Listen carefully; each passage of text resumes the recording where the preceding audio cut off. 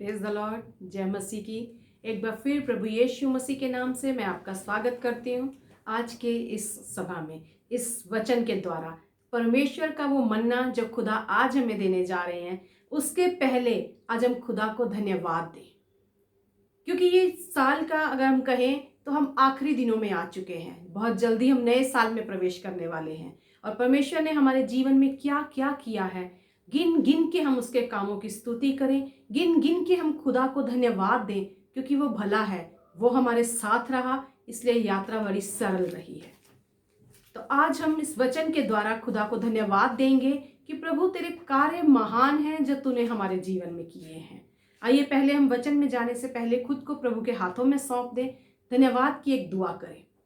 सामर्थी परमेश्वर, हम धन्यवाद के साथ आपके चरणों में आते हैं पिता, क्योंकि एक बात हम जानते हैं प्रभु जी, आपके बिना हम कुछ भी नहीं है प्रभु यीशु। और मनुष्य क्या है खुदा कि आप उसकी सुधि ले पिता, लेकिन फिर भी प्रभु आप अपना मन हम पर लगाते हैं, अपना चित्त हम पर लगाते हैं प्रभु जी। पूरा साल आपने हम सबको संभाला प्रभु यीशु, बहुत से उपकार प्रभु आपने हमारे जीवनों में किए हैं पिता। आज हम सिर्फ धन्यवाद की भेंट आपके लिए लेकर आते हैं प्रभु जी। हम धन्यवाद देते हैं आपको प्रभु, हमारे पास शब्द कम है पिता परमेश्वर, आपके कार्य महान है प्रभु यीशु। ऐसे आश्चर्य क्रम आपने हमारे जीवनों में किए प्रभु, जिनका हम बखान नहीं कर सकते प्रभु यीशु। हम सिर्फ और सिर्फ इस जुबान से आपको धन्यवाद देते हैं खुदा, आपकी स्तुति गाते हैं, आपको महिमा देते हैं प्रभु यीशु। इस समय को आपके हाथों में सौंपते हैं खुदा। एक बार फिर प्रभु यीशु अपने वचन के द्वारा हमसे बात करना प्रभु यीशु, आप ही हमें सिखाइए, आप ही हमें चलाइए। धन्यवाद यीशु, यीशु मसीह के नाम से इस दुआ को मांगते हैं, आमीन आमीन। क्यों धन्यवाद देना जरूरी होता है? प्रभु ने अगर हमारे जीवन में कुछ काम किए हैं तो हमारा कार्य है कि हम उस खुदा को धन्यवाद दें। अगर हम पलट कर देखें तो कितनी बार, कितने ऐसे क्षण हमारे जीवन में आए होंगे जहां हमें लगा होगा कि अब सब कुछ खत्म हो चुका है, लेकिन यदि वो खुदा हमारे जीवन में मध्यस्थी ना करता, यदि प्रभु यीशु मसीह आकर अपना हाथ बढ़ाकर हमें ना थामते, तो शायद आप और मैं आज यहाँ मौजूद ना होते। इसीलिए दाऊद कहता है भजन संहिता 30 के 11वें और 12वें वचन में, साम्स 30 वर्स 11 एंड 12, वो कहता है तूने मेरे लिए विलाप को नृत्य में बदल डाला, तूने मेरा टाट उतरवा कर मेरी कमर में आनंद का पटुका बांधा है, ताकि मेरी आत्मा तेरा भजन गाती रहे और कभी चुप ना रहे। हे मेरे परमेश्वर यहोवा, मैं सर्वदा तेरा धन्यवाद करता रहूंगा। क्या कह रहा है दाऊद यहाँ पर भजन संहिता 30 में? वो कह रहा है तूने मेरे लिए विलाप को नृत्य में बदल डाला है, तूने मेरा टाट उतरवा कर मेरी कमर में आनंद का पटुका बांधा है। इंग्लिश में अगर हम इस वचन को देखें तो वो कहता है you have turn for me my morning into dancing. तूने मेरे विलाप को नृत्य में बदल डाला है। You have put of my sad cloth and cloth me with gladness. शोक का पहरावा उतार कर तूने मुझे क्या पहना दिया है? आनंद का पटुका मेरी कमर में तूने बांधा है। जो विलाप हम कर रहे थे, जिस घड़ी में हम, ऐसी घड़ी के बीच में जब हम आ गए थे जहां हमें लग रहा था अब कुछ सही नहीं हो सकता, उस विलाप को परमेश्वर ने आनंद में बदल दिया। पवित्र शास्त्र में ही हम एक घटना देखते हैं, याईर जो आराधनालय का सरदार है, जब उसकी बेटी मरने पर होती है तब वो यीशु मसीह के पास जाता है और जाकर कहता है कि यीशु मेरी बेटी मरने पर है, तू चल। उसी बीच हम वहां घटना पढ़ते हैं कि किस तरह से ये मरकुस के 5वें अध्याय में, मार्क 5 वर्स 38 में आप ये सारी घटना इसके बारे में पढ़ सकते हैं। 5th चैप्टर में वहां लिखा है कि किस तरह वहां एक लहू बहने वाली स्त्री बीच में आ जाती है और याईर का जो वो आराधनालय का सरदार है याईर, वो रुक जाता है थोड़ी देर के लिए। यीशु उस स्त्री के साथ बिजी हो जाते हैं और फिर जब यीशु उसके साथ चलने लगते हैं तो लोग उसे आकर कहते हैं अब यीशु को तंग मत कर, तेरी बेटी मर गई है। और यीशु जब उसके साथ उसके घर जाते हैं तो वहां वचन लिखा है 38 में कि वहां सिर्फ रोना और विलाप करना है, लोग रो रहे हैं, चिल्ला रहे हैं, लेकिन यीशु वहां पहुंच जाते हैं और वो क्या करते हैं? वो सबको बाहर निकालते हैं, उस लड़की को उठाते हैं और पल भर में वो लड़की खड़ी हो जाती है। वो जो विलाप था वो वहां आनंद में आ जाता है, नृत्य में बदल जाता है। जो वहां शोक का पहरावा था, जो लोग वहां रो रहे थे, चिल्ला रहे थे, वहां पल भर में आनंद का पटुका परमेश्वर उनको पहना देता है। सारा विलाप नृत्य में बदल गया, सारा शोक आनंद में बदल गया। कितनी बार आपके और मेरे जीवन में ऐसा हुआ होगा। आज हम व्यक्तिगत रूप से उस घटनाओं को याद करें कि जब हम विलाप में बैठे हुए थे, जब हमें लग रहा था अब सब खत्म हो चुका है, कुछ नहीं बचा हमारे लिए, अब सिर्फ रोना और चिल्लाना रह गया है। हम बैठकर रो रहे थे, तब यीशु मसीह ने मध्यस्थी की, तब वो वहां मौजूद हुए, तब वो वहां उतर कर आए और उन्होंने उस विलाप को नृत्य में बदल दिया। तब उन्होंने उस मॉर्निंग को डांसिंग में बदल दिया। तब उन्होंने हमारे उस शोक को आनंद में बदल दिया। इसलिए जरूरी है, इसीलिए दाऊद कहता है मेरी आत्मा तेरा भजन गाती रहे और कभी चुप ना रहे, कभी चुप ना हो। हे मेरे परमेश्वर यहोवा, मैं सर्वदा तेरा धन्यवाद करता रहूंगा, क्योंकि तूने ऐसा काम किया है मेरे जीवन में। आपके और मेरे जीवन में खुदा ने ऐसा काम किया है। मैं विश्वास करती हूँ किया होगा आपके जीवन में खुदा ने ऐसा काम कि आज आपकी आत्मा चुप नहीं रह सकती। उसे भजन गाना है, उसे निरंतर धन्यवाद देना है, क्योंकि उस खुदा ने आपके लिए ऐसा काम किया है। क्यों ये हम धन्यवाद दें, क्यों धन्यवाद देना बहुत जरूरी हो जाता है? 4 पॉइंट है जब हम धन्यवाद देते हैं तो जो उसमें से निकल कर आते हैं। अगर हम देखते हैं, जब हम धन्यवाद देते हैं तो हम उस खुदा को आदर देते हैं। जब हम धन्यवाद देते हैं कि पिता तूने ये काम मेरे जीवन में किए हैं, तब हम उसे आदर देते हैं। हम धन्यवादित रहना सीखते हैं निरंतर उस कार्यों के लिए, तो हम परमेश्वर तूने जो किया है ये तेरे द्वारा इस मुमकिन था, हम तुझे आदर देते हैं। दूसरा, जब हम धन्यवाद देते हैं, ये धन्यवाद हमें बदलता है। कई बार हम इतने दुखी हो जाते हैं, इतने परेशान हो जाते हैं, उन हालातों में जब आते हैं तो हमें लगता है कुछ हमारे लिए नहीं बचा है, सब कुछ खत्म हो चुका है, अब हमारे जीवन में क्या और रह गया है, अब किस तरह से हम और काम कर सकते हैं, अब आगे हमारे लिए क्या रखा है, कुछ नहीं रखा। लेकिन उस समय जब हम पहले धन्यवाद देते हैं, तब उस समय हमारा अपने आप का जो हृदय होता है, जो हमारा प्राण जब व्याकुल होता है, तो हम खुद को हियाव बढ़ा सकते हैं। भजन संहिता में ही एक हम वचन देखते हैं, वहां पर दाऊद अपने आप से ही अपना हियाव बढ़ा रहा है। दाऊद क्या कह रहा है? अगर हम भजन संहिता साम्स 43 वर्स 5 देखें तो वो कहता है, हे मेरे प्राण तू क्यों गिरा जाता है। कई बार ऐसी परिस्थितियां आ जाती हैं जब कोई आपके आसपास नहीं होता कि वो आपको उठाए, वो आपका हौसला बढ़ाए। यह दाऊद अपने आप का ही अपना हियाव बढ़ा रहा है और कह रहा है, मेरे प्राण तू क्यों गिरा जाता है, why are you cast down O my soul. तू अंदर ही अंदर क्यों व्याकुल है? परमेश्वर पर भरोसा रख, क्योंकि वह मेरे मुख की चमक और मेरा परमेश्वर है, मैं फिर से उसका धन्यवाद करूंगा। यहां दाऊद अपने आप से कह रहा है कि मेरे प्राण तू मत गिर, तू व्याकुल मत हो, पर उस परमेश्वर पर भरोसा रख, वो ही मेरे मुख की चमक है, वो ही मेरा परमेश्वर है, मैं फिर उसका धन्यवाद करूंगा। यानी हमारे विश्वास को हम खुद ही बढ़ा रहे हैं जब हम धन्यवाद देते हैं। वो कह रहे हैं मैं फिर उसका धन्यवाद दूंगा। यानी पहले भी दाऊद के साथ ऐसा घटा है जहां उसने धन्यवाद दिया है। वो कह रहा है जब पहले उस खुदा ने हमें छुड़ाया है मुसीबतों से, वो आगे भी छुड़ाएगा। जब हम धन्यवाद देते हैं, धन्यवाद हमें बदलता है, हमारे विश्वास को बदलता है। हम जान पाते हैं पहले उसने हमारे साथ ये काम किया है, पास्ट में जब वो कर चुका है तो फ्यूचर के लिए भी हम उसके ऊपर भरोसा रख सकते हैं। वही हमारी होप है आगे भी, मैं फिर उसका धन्यवाद करूंगा। तीसरी चीज जो हम सीखते हैं, यह हमारी आत्मा को रिफ्रेश करता है।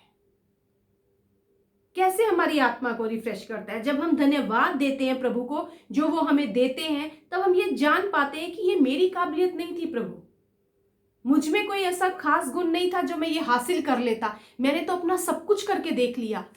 ये जो बीमारी मेरे जीवन में आई, डॉक्टरों के पास गया, डॉक्टरों ने इलाज किया, उन्होंने भी हाथ खड़े कर दिए थे, तब उन्होंने कहा था सिर्फ खुदा ही बचा सकता है, बस उससे दुआ करो। मेरा पैसा किसी काम नहीं आया, मेरी काबिलियत किसी काम नहीं आई, मेरा ज्ञान किसी काम नहीं आया, खुदा तू ही काम आया। जो आज मेरे को मिला है ये सिर्फ तुझसे मिला है, और मैं जो मैंने पाया है मैं इसमें संतुष्ट हूं। तब हम संतुष्टि और शांति में जीना सीख पाते हैं, हमारी आत्मा बहाल हो जाती है। हम ये जान पाते हैं कि यही खुदा है, यही है जो हमें बहाल करता है, यही है जो हमारी आत्मा को उत्तेजित करता है। ये हमारे साथ है तो हमारे पास शांति है, ये हमारे साथ है तो हमें किसी और चीज की जरूरत नहीं है। इसीलिए एक वचन हम पढ़ते हैं 2 कुरिन्थियंस 6:10 में लिखा हुआ है, शोक करने वालों के समान है। दुख होता है हमें भी, परंतु सर्वदा आनंद करते हैं। फिर भी हम हमेशा आनंद करते हैं, कंगालों के समान हैं, परंतु बहुतों को धनवान बना देते हैं। क्यों? क्योंकि जो खुद धनी था वो आपके और मेरे लिए कंगाल बनकर यहां आ गया धरती पर। जब हम कंगाल थे तो उसने हमें धनी बना दिया, अपनी धनता से भर दिया। ऐसे है जैसे हमारे पास कुछ नहीं है। कभी कभी हमें लगता है कुछ नहीं है, तो भी सब कुछ है, क्योंकि हमने यीशु को पा लिया है। यहोवा मेरा चरवाहा है तो कोई घटी मुझे नहीं होगी। यीशु मेरे साथ है तो किसी बात की मुझे चिंता नहीं। ये शोक है पर मैं हमेशा आनंद करूंगा, क्योंकि मेरा आनंद का गढ़ तो मेरा परमेश्वर है। मेरे को मालूम है कंगालों के समान हूं, पर कोई घटी नहीं है, क्योंकि भरपूरी मेरे पिता की है। मुझे पता है मेरे पास कुछ नहीं है, पर फिर भी जो मेरे पास है वो मेरा यीशु मेरे लिए सब कुछ है। ये हम जान पाते हैं, हमारी आत्मा उत्तेजित हो जाती है, हम जान लेते हैं कि ये खुदा जो है ये हमारे साथ है। चौथी बात जो हम जान पाते हैं, धन्यवाद हमारे को सुरक्षित रखता है।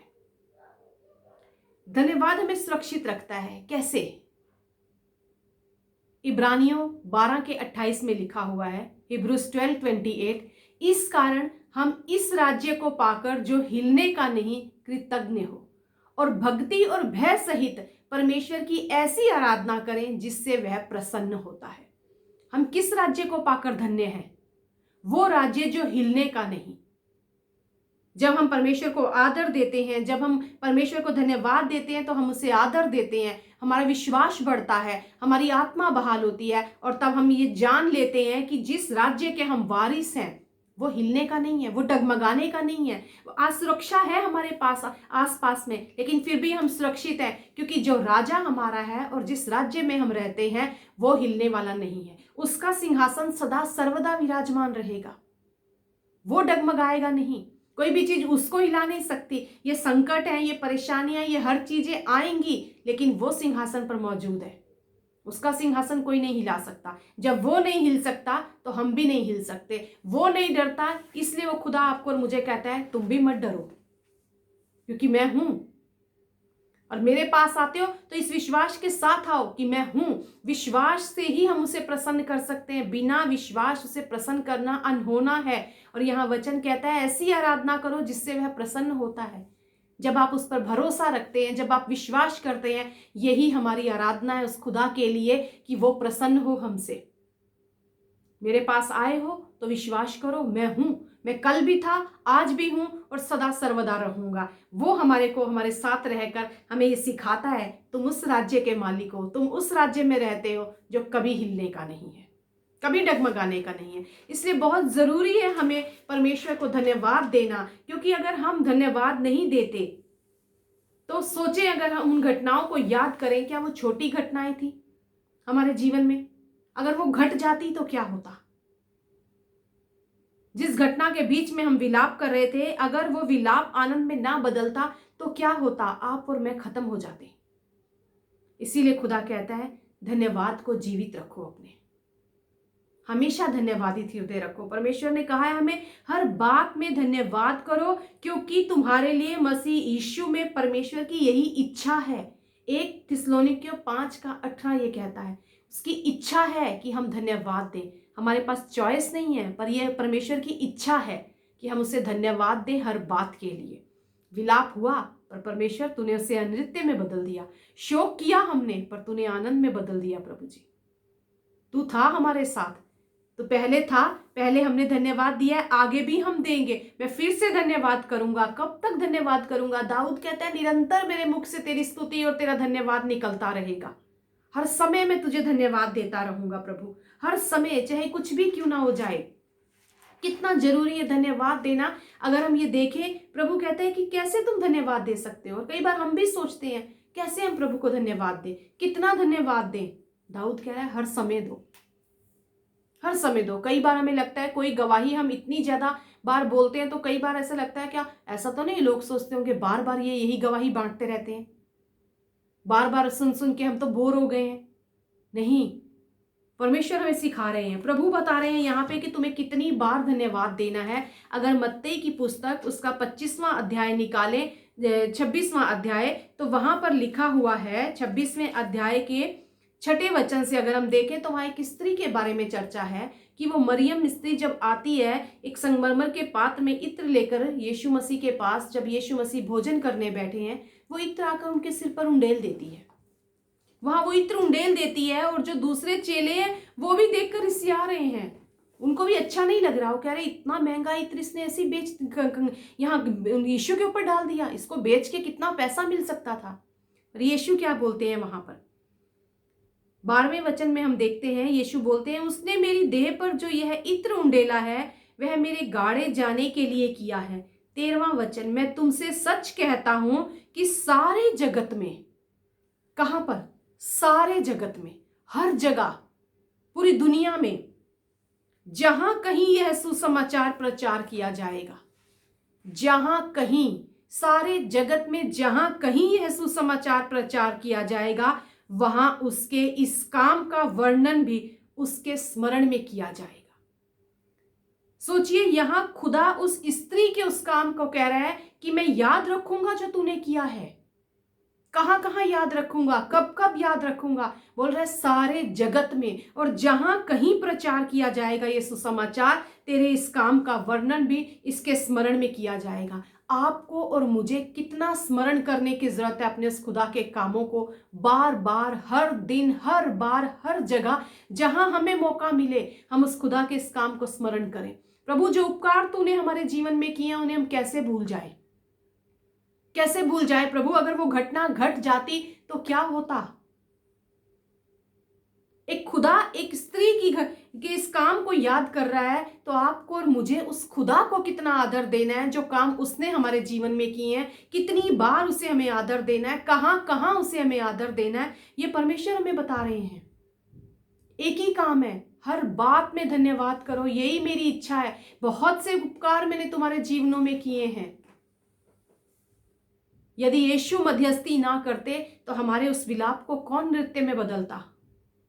कौन हमारे उस शौक के पहरावे को आनंद के पटुके में बदलता? मेरी आत्मा तो चुप नहीं रह सकती। अब दाऊद कहता है मेरी आत्मा अब कैसे शांत रहे? कैसे आपकी और मेरी आत्मा शांत रह सकती है? हमें तो हर समय उसे धन्यवाद देना है, हर दिन उसे धन्यवाद देना है, हर सुबह उठना है तो उसे धन्यवाद देना है कि यीशु तू है तो आज मैं हूं प्रभु। यदि तू मध्यस्थी ना करता तो इस बीमारी से कौन मुझे निजात दिलाता? यदि तू मध्यस्थी ना करता तो इस कष्ट से मुझे कौन बाहर निकालता? यदि तू मध्यस्थी ना करता यीशु तो आज मैं यहां ना होता। आज यही दुआ है इस वचन के द्वारा कि खुदा हमें ऐसा धन्यवादित हृदय दे कि हम तुझे प्रसन्न करें प्रभु, ऐसी तेरी आराधना करें प्रभु, जहां जाएं, जहां कहीं हम बोले प्रभु, सिर्फ तेरे नाम को ऊंचा उठाए, सिर्फ तेरे उन कार्यों को स्मरण करें। और खुदा तो खुद पवित्र शास्त्र में इतने उदाहरण देकर हमें कहते हैं, जब भी मैंने काम किए तो यीशु ने, खुदा ने काम किए तो उन्होंने कहा इसे याद रखना, भूल ना जाना। निशानियां दी उन्होंने। जब यरदन से पार वो लोग निकले, यहोशू और सब सेना, तो परमेश्वर ने उनसे क्या कहा? पत्थर उठाकर ले चलो, ताकि जब तुम्हारे बच्चे पूछे उन्हें याद दिलाना। ये वो निशानियां हैं जो मैं तुम्हारे खुदा ने हमारे जीवन में काम किए। उससे भी बढ़कर यीशु मसीह जब उस क्रूस पर गए, उससे पहले उन्होंने वो प्रभु भोज खाया और क्या कहा? मेरे लहू और मेरे शरीर के स्मरण में तुम ये किया करना। कहीं भूल ना जाना मैंने तुम्हारे लिए क्रूस उठाया था। कहीं भूल ना जाना तुम्हारे पापों की खातिर मैं क्रूस पर गया हूं। भूल ना जाना कि मैं तो निर्दोष था, तुम पापी थे, पर आज तुम छुड़ाए गए हो मेरे शरीर और लहू के द्वारा। हम भूल जाते हैं, बड़ी आसानी से हम भूल जाते हैं, पर खुदा ने उस क्रूस के भी याद रखने के लिए हमें निशानी दी है कि जब भी प्रभु मेज में शामिल हो, याद करो मेरे शरीर को, याद करो, स्मरण करो मैंने क्या किया तुम्हारे जीवन में। कहां कहां स्मरण करें खुदा? हर जगह, सारे जगत में, जहां कहीं तुम बोलो मेरे कामों को स्मरण करना। विश्वास करती हूं प्रभु के कामों को कहीं अगर आप भूल गए थे, आज खुदा आपसे बात कर रहा है, स्मरण करो मैंने क्या किया तुम्हारे जीवन में। हर जगह जाकर उसका प्रचार करो, हर जगह। याद कीजिए आज आप अपने व्यक्तिगत जीवन में एकांत में बैठकर कौन से कार्य खुदा ने आपके जीवन में किए, कितने विलाप उसने नृत्य में बदले हैं, कितने शोक आपके जीवन में आनंद ले आए जब खुदा की मध्यस्थी हुई। अब आपकी आत्मा चुप ना रहे, पर निरंतर उसकी स्तुति और उसकी महिमा गाती रहे। मैं विश्वास करती हूँ आज इस वचन के द्वारा खुदा ने एक बार फिर आपसे बात की है कि इस साल में या अब तक आपके जीवन में खुदा ने जो काम किए हैं उन्हें आप उसके लिए धन्यवाद दें, और आने वाले साल में उससे बढ़कर खुदा आपके साथ रहे, ताकि हर समय हमारे मुख से उस खुदा को स्तुति और महिमा निकलती रहे। धन्यवाद। परमेश्वर इस वचन के द्वारा आपको आशीष दे।